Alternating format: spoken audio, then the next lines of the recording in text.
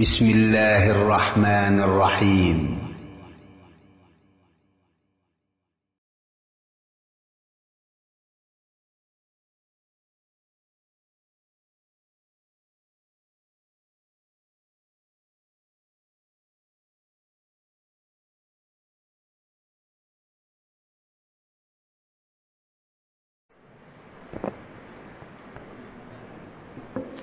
السلام علیکم۔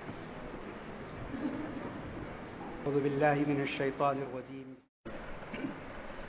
واتقوا یوما ترجعون فیہ الی اللہ ثم توفی کل نفس بما کسبت وہم لا یظلمون۔ ڈرو اس روز سے، لوٹائے جاؤ گے تم سب جس دن اللہ تعالیٰ کی طرف، پھر بدلہ دی جائے گی ہر جان برابر برابر کا بدلہ ان تمام کاموں کا جو اس نے کی، اس حال میں کہ وہ ظلم نہیں کیے جائیں گے۔ بقرہ کے اخیر کی آیتوں میں سے ایک آیت تھی جس کا ترجمہ میں نے آپ کے سامنے کیا۔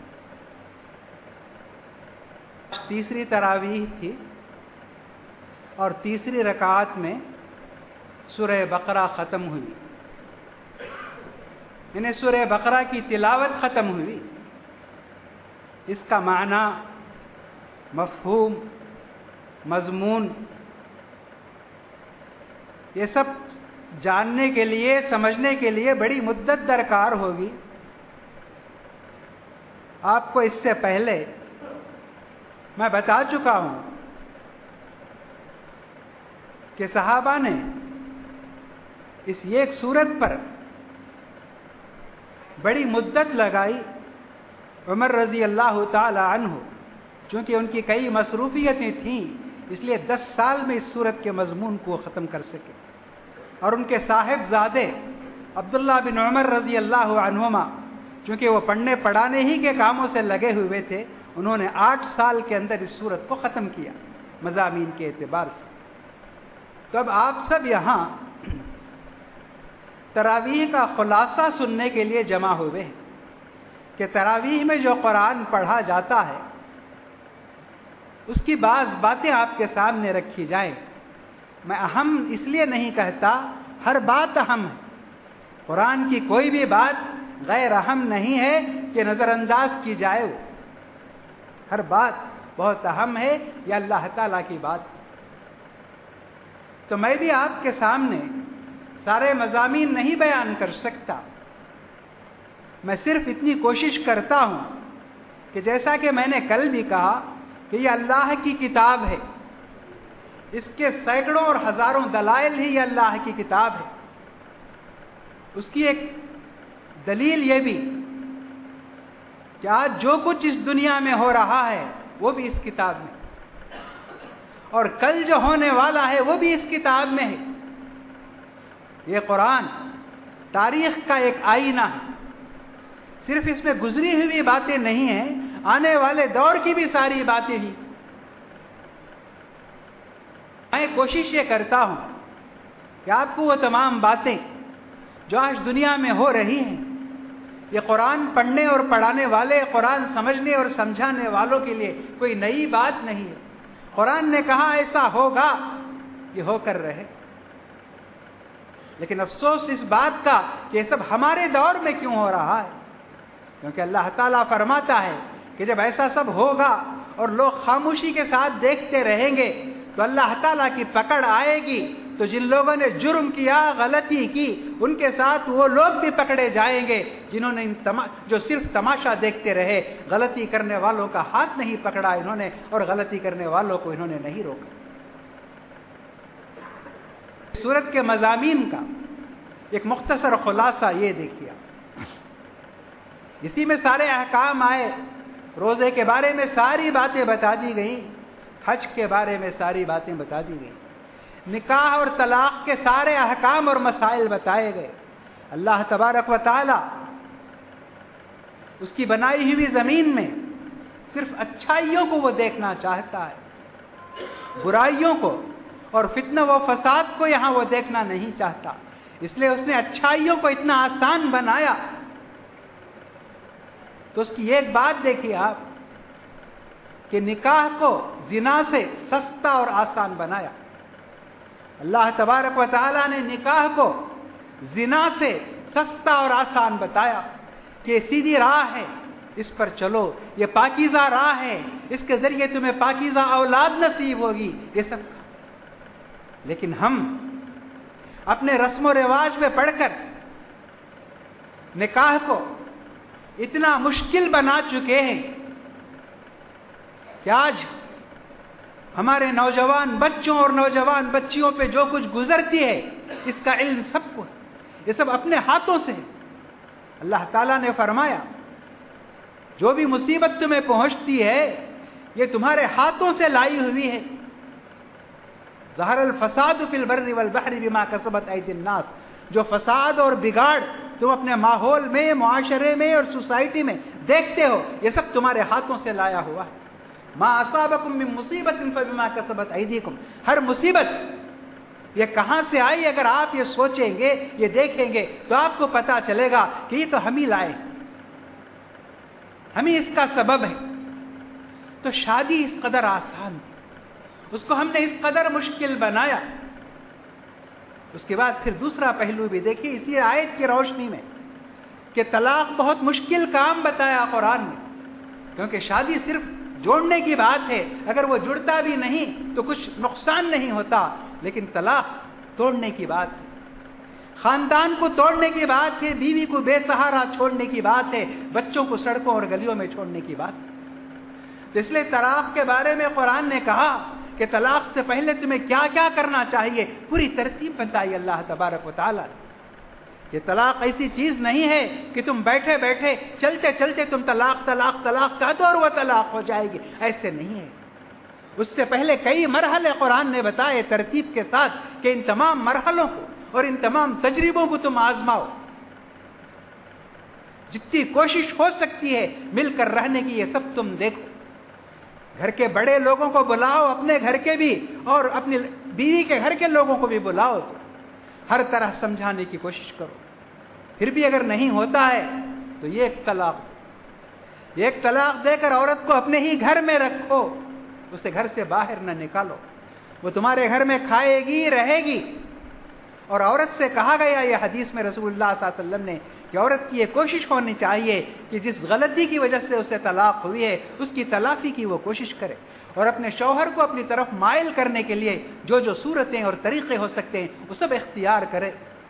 یہاں تک کہ 1 مہینے کے اندر اگر وہ رجوع کر لیتا ہے تو پھر سمجھیے وہ رجوع ہے، دوسرے نکاح کی ضرورت نہیں شادی کی. لیکن پھر بھی اگر نبھاؤ کی کوئی صورت نہیں ہے تو دوسرے مہینے میں دوسری طلاق، اور وہاں بھی یہ سب صورتیں بتائی گئی. اس پر بھی کام نہیں چلتا ہے تو تیسرے مہینے میں تیسری طلاق دے گا آدمی، کیونکہ اب فیصلہ ہو چکا ہے دونوں طرف سے کہ ان کا مل کر رہنا ناممکن ہے، مشکل ہے، اور اولاد پر ان کا برا اثر پڑتا ہے. یہ سب باتیں ظاہر ہو جاتی ہیں. تو یہ طلاق کی یہ صورت. نکاح کے اندر جس طرح 2 گواہ ضروری ہیں، اس طرح اگر طلاق کے اندر بھی ہم گواہ ضروری قرار دے دیں تو بہت ساری طلاق جو آج ہو جاتی ہے یہ تمام طلاقیں رک سکتی ہے. کیونکہ آپ 2 گواہ کو تلاش کرنے جائیں گے، ان کو لائیں گے اور ان کو بتائیں گے ہم اس طرح چاہتے ہیں، تو 2 گواہ جو آئیں گے وہ آپ کو سمجھائیں گے، آپ کی بیوی کو سمجھائیں گے اور کسی طرح اس چیز کو روک. یہ اللہ تعالیٰ کے نزدیک بہت ہی ناپسندیدہ چیز ہے طلاق. اس لیے اللہ تعالیٰ نے اس کو حلال کیا کہ اگر دونوں کے مزاج میں موافقت نہیں ہوتی، وہ صبح سے شام تک ایک چھت کے نیچے رہتے ہوئے لڑتے رہیں گے، جھگڑتے رہیں گے، ان کے اختلاف بڑھتے رہیں گے، تو اس کا برا اثر اولاد پر پڑے گا. اور یہی بچے سوسائٹی میں، معاشرے میں اس قسم کا کام کریں گے کہ وہ نقصان ثابت ہوں گے تمام اس کے لیے. تو اس کے لیے اللہ تبارک و تعالیٰ نے یہ بتایا کہ اگر ملاپ کی کوئی صورت نہیں ہے تو پھر چھٹکارے کی یہ صورت ہے. بتایا کہ ایسا بچوں کا کھیل نہیں ہے کہ آدمی بیٹھے بیٹھے طلاق کہہ دے. تو آج اس سلسلے میں کتنی باتیں آپ دیکھتے ہوں گے، سنتے ہوں گے، آپ جانتے ہوں گے. دیکھیے آج یہی ہمارا فتویٰ ہے کہ اگر کوئی آدمی بیٹھے بیٹھے 3 طلاق کہہ دیتا ہے تو کہتے ہیں اس نے غلطی کی، لیکن اب اس کی عورت حرام ہو گئی کہتے ہیں. اب وہ عورت جب تک دوسرے کے نکاح میں نہیں جائے گی پھر واپس نہیں آ سکتی کہتے ہیں. یہ اس منطق کو آپ دیکھیے, اس سزا کو آپ دیکھیے. یعنی یہ تسلیم کرتے ہیں کہ غلطی شوہر کی تھی, تو شوہر کی غلطی تھی تو سزا شوہر کو ملنی چاہیے, لیکن آپ سزا دیتے ہیں اس کی عورت کو کہ وہ دوسرے کے ساتھ شادی کرے گی اور اس کے پاس چند دن رہ کر پھر اس سے طلاق لے کر واپس آئے گی. یہ سوچ کر دیکھیے کتنا عیب ہے, کتنے شرم کی بات ہے.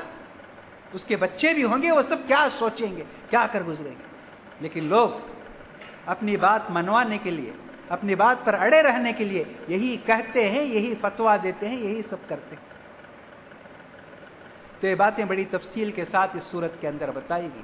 اللہ تعالیٰ فرماتا ہے الطلاق مرتان.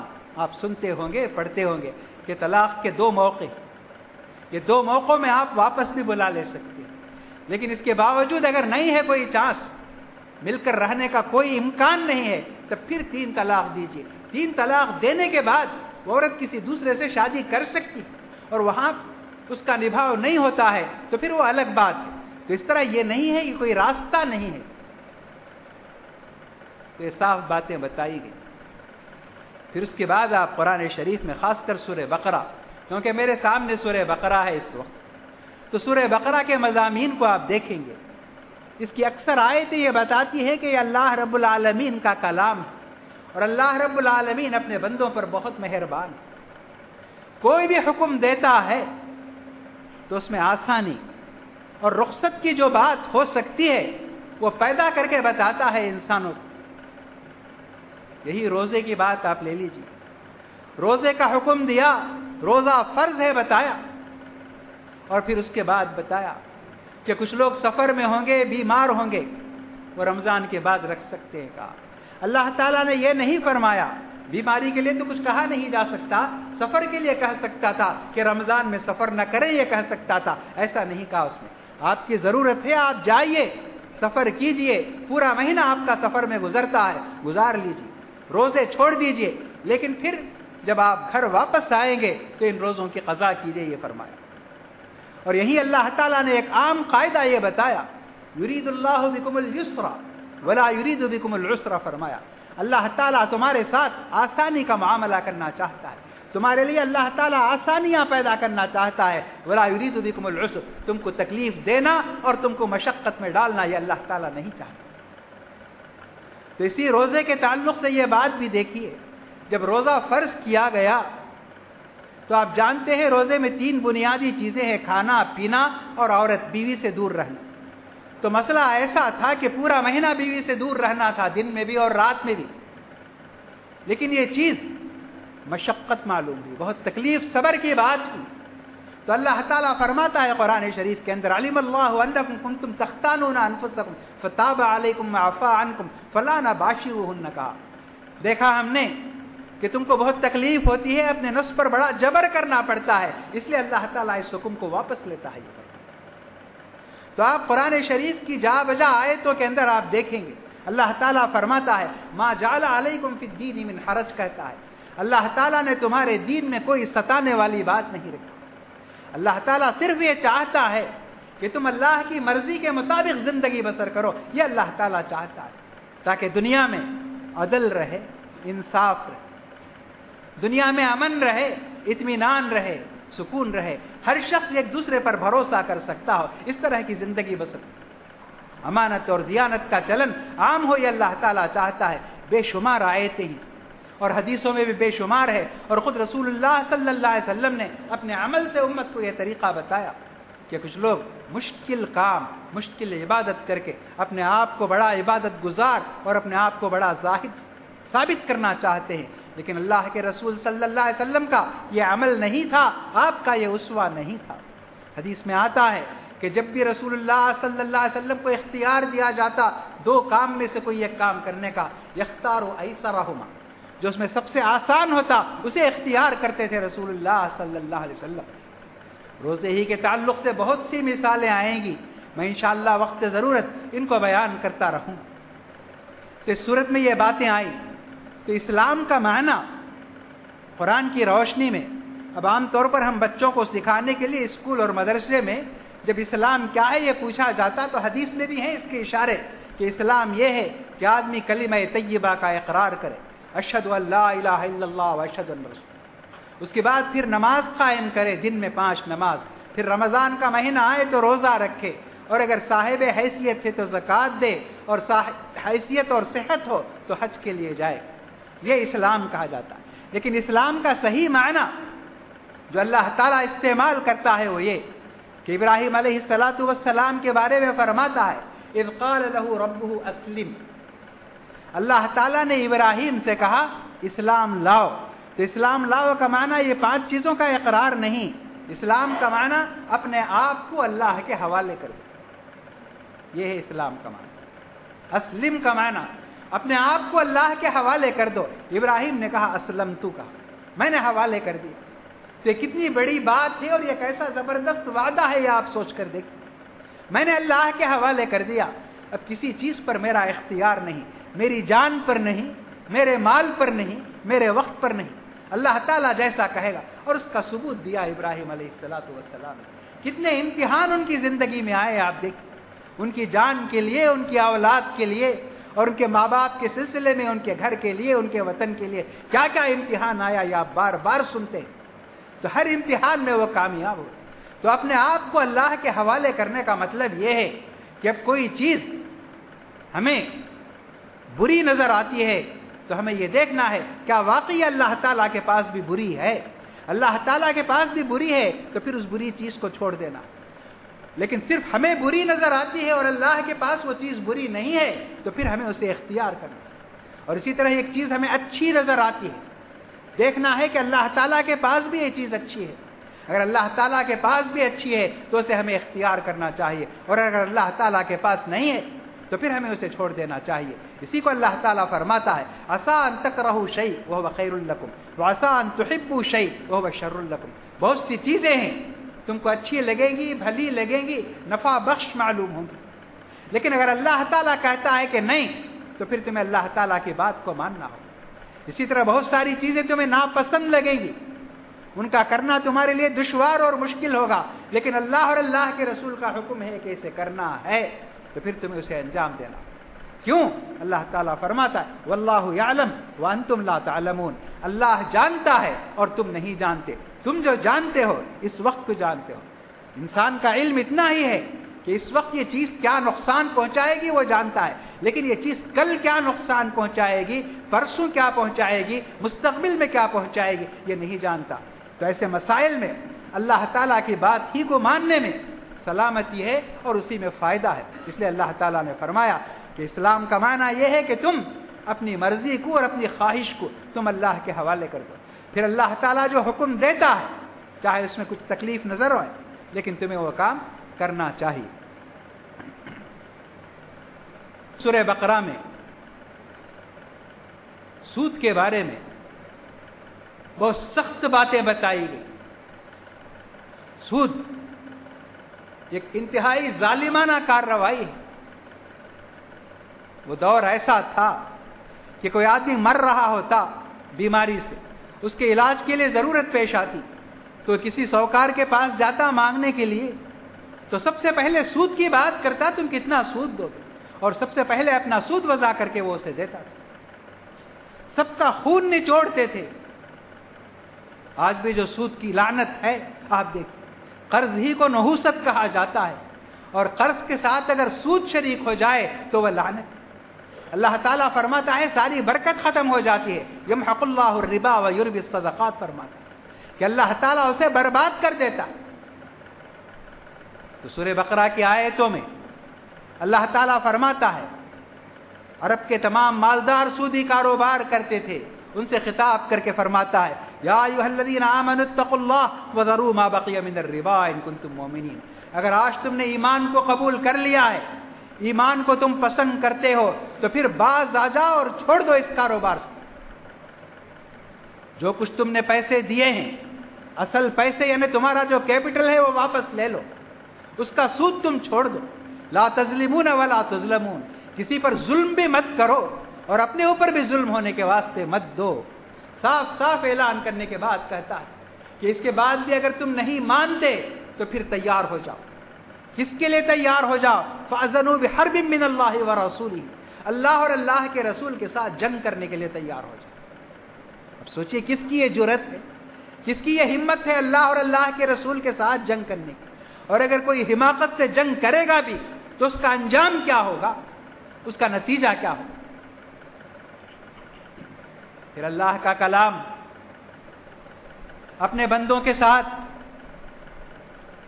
اتنی مہربانی کی تعلیم دیتا ہے کہ آپ جگہ جگہ دیکھیں، قرض ہی کے سلسلے میں سود سے دینے کے منع کیا گیا، لیکن قرض ایک انسان کی ضرورت ہے، اس کو اللہ تعالیٰ تسلیم کرتا ہے۔ قرآن میں سب سے بڑی آیت قرض ہی سے متعلق، سب سے بڑی آیت جو ایک صفحے سے بڑھ کر چلتی ہے، یہ پوری قرض ہی سے متعلق ہے۔ تو قرض کے اصول کیا ہیں، آداب کیا ہیں، کیسے اسے لکھنا چاہیے، کیا لکھنا چاہیے، کتنے گواہوں کو رکھنا چاہیے، وہ کون ڈکٹیٹ کرائے گا لکھنے کا، یہ پوری باتیں اللہ تعالیٰ بتاتا ہے۔ تو خیر آج دنیا کے اندر بھی یہ سب ہوتا ہے، لیکن جو بات دنیا کے قانون میں نہیں ہے وہ آپ دیکھیے اللہ تعالیٰ کے قانون میں ہے۔ کہ فرماتا ہے اگر کسی نے تم سے قرض لیا ہے، واپس کرنے کی مدت آ گئی لیکن واپس کرنے کی سہولت اس کے پاس نہیں ہے، تو تم مہلت دو، کر مہلت دو، اور مہلت، اور 1 مہینے کی، اور 1 مہینے کی، اور اگر اس کے بعد بھی اس کی حیثیت نہیں ہوتی ہے تو معاف کر دو، کہتا ہے اللہ، معاف کر دو۔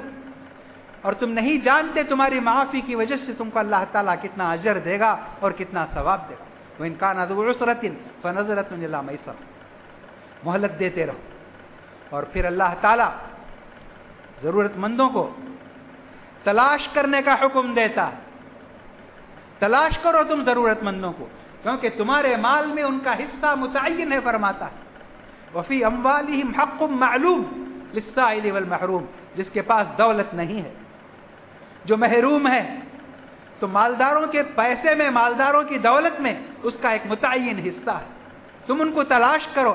اگر کوئی مانگتا ہے تو بھلا، اور اگر کوئی مانگتا نہیں ہے تو تم اس کی ضرورت کو سمجھو اور تمہیں اپنی عقل سے کام لینا چاہیے۔ اور اگر تم کسی ضرورت مند کو نہیں پہچانتے ہو تو اللہ تعالیٰ فرماتا ہے یحسبهم الجاہل اغنیاء من التعفف، کہ جو شخص ایک ضرورت مند کی ضرورت کو پہچانتا نہیں ہے اس کے سوال کے بغیر، ایسا شخص جاہل ہے، فرماتا ہے۔ ایسی بہت ساری تعلیم سورہ بقرہ کے اندر ہے، اور یہ تو میں نے آپ کو بتایا نہیں کہ سورتوں کے جو نام ہیں یہ اللہ تعالیٰ کی طرف سے دیے ہوئے نام ہیں، کسی خاص وجہ سے، کسی خاص موضوع کے تحت یہ نام دیا جاتا ہے۔ تو اس سورت کا نام جو بقرہ ہے، بقرہ کا معنی گائے کا عموماً آتا ہے، لیکن بیل کا بھی اس کا معنی کرتے ہیں۔ تو وہاں ایک عبرت کا ایک واقعہ یہ بتایا گیا کہ گائے کاٹنے کا حکم دیا گیا ایک امت کو، ایک قوم، وہ ایک گائے کاٹتے تو حکم بجا لاتے، لیکن انہوں نے سوالات شروع کیے، گائے کی عمر کیا ہو، گائے کا رنگ کیا ہو، گائے کا کام کیا، بے شمار سوالات آپ قرآن شریف کے اندر دیکھ سکتے ہیں، بے شمار سوالات انہوں نے کیے۔ اللہ تعالیٰ نے بھی ان کے جوابات اتنے سخت دیے کہ ایسی گائے کا ملنا مشکل ہو گیا، اور ملی بھی تو بیچنے والے کو معلوم تھا کہ ان کو ہر حال میں یہ گائے خریدنا ہے، تو انہوں نے اس کی قیمت اتنی زیادہ رکھی کہ لوگ بہت تنگ آ گئے، پریشان، لیکن ان کو کرنا تھا اور انہوں نے کیا۔ تو اس واقعے سے اللہ تبارک و تعالیٰ یہ بتاتا ہے کہ اگر تمہیں حکم دیا جاتا ہے تو تم فوراً اس حکم پر عمل کرو، سوالات نہ کرو، سوالات کرو گے تو اپنے لیے مشکل پیدا کرو گے۔ صحابہ ایسے ہی تھے، صحابہ کے بارے میں آتا ہے کہ سب سے کم سوال انہوں نے کیے، پوری 23 سال کی زندگی میں صحابہ نے 13 یا 16 سوال کیے، اس سے بڑھ کر سوال نہیں کیے، کیونکہ آدمی جس قدر سوال کرے گا مشکلات ہی پیدا کرے گا، اپنے لیے آسانی نہیں پیدا کرے گا۔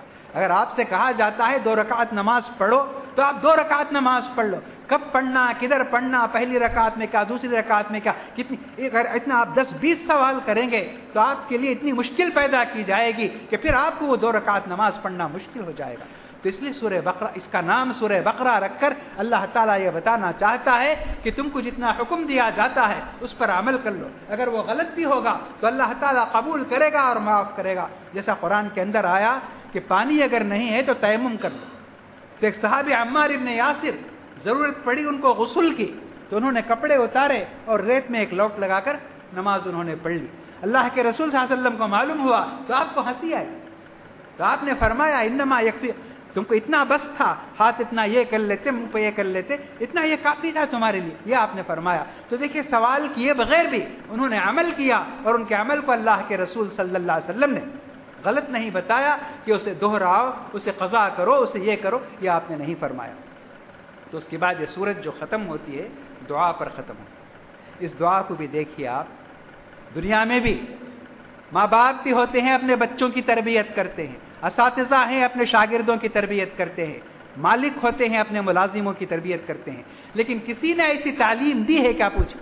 اللہ تعالیٰ فرماتا ہے تم دعا کرو اللہ سے، لا تؤاخذنا ان نسینا، اے پروردگار ہم اگر غلطی کریں، اگر ہم بھول کر تیرا کوئی حق بجا نہ لائیں تو ہم کو گرفت مت کر، ہماری گرفت مت کر، تو ہمیں مت پکڑ، تو ہمیں سزا مت دے۔ یہ اللہ تعالیٰ سکھاتا ہے انسان، لا تؤاخذنا ان نسینا واخطانا ربنا ولا تحمل علینا اصرا کما حملته علی الذین من قبلنا، اے اللہ ہماری طاقت سے بڑھ کر کوئی حکم نہ دے، ربنا ولا تحملنا ما لا طاقت لنا به، اے اللہ تو ہمیں ہماری طاقت سے بڑھ کر کوئی حکم نہ دے، چاہے وہ عبادت کا ہو یا کسی بھی چیز کا۔ یہ اللہ تعالیٰ سکھاتا ہے اپنے بندوں کو، جب بندوں کو یہ سکھاتا ہے یہ دعا کرنے کی، تو اللہ تعالیٰ کے کسی بھی حکم میں ستانے والی بات نہیں ہوگی، مشقت میں ڈالنے والی بات نہیں ہوگی۔ اور اس صورت کے اندر بھی فرمایا لا یکلف اللہ نفسا الا وسعها، اللہ تعالیٰ کسی بھی جان کو اس کی طاقت کے مطابق ہی حکم دیتا، لا تکلف نفس، کسی بھی جان کو اس کی طاقت سے بڑھ کر اللہ تعالیٰ حکم نہیں دیتا۔ تو ایسے تمام احکام پر مشتمل یہ صورت ہے۔ میں صرف آپ کے سامنے اس کا ایک عنوان ہی بتا سکا ہوں، لیکن تفصیل نہیں بتا سکا اور بتا بھی نہیں سکتا۔ اور میں آپ سے درخواست کروں گا کہ ہر مسلمان کو اپنا ایک وقت نکال کر قرآن شریف کو سمجھنے کہ قرآن ہمارے لیے نازل ہوئی ہے یہ کتاب، کہ قرآن ہم سے کیا چاہتا ہے، نہ قرآن نہیں، اللہ تعالیٰ ہم سے کیا چاہتا ہے۔ پیدا کرنے والا، ہمیں رزق دینے والا، جو ہمارا مالک ہے، جس کی طرف لوٹ کر ہمیں جانا ہے اور اپنی زندگی کا حساب دینا ہے، تو اس کی مرضی کیا ہے اور اس کی خوشی کیا ہے، یہ ہر مسلمان کو جاننا ضروری ہے۔ اللہ تعالی ہم سب کو قرآن سمجھنے، قرآن پڑھنے اور اس کے احکام کے مطابق عمل کرنے کی توفیق عطا فرمائے۔ اللہ تعالی ہمارے گناہوں کی مغفرت فرمائے، ہمیں سیدھا اور سچا مسلمان بنائے، اور رمضان کی تمام برکتوں سے ہمیں مالا مال فرمائے۔ شکریہ، والسلام علیکم۔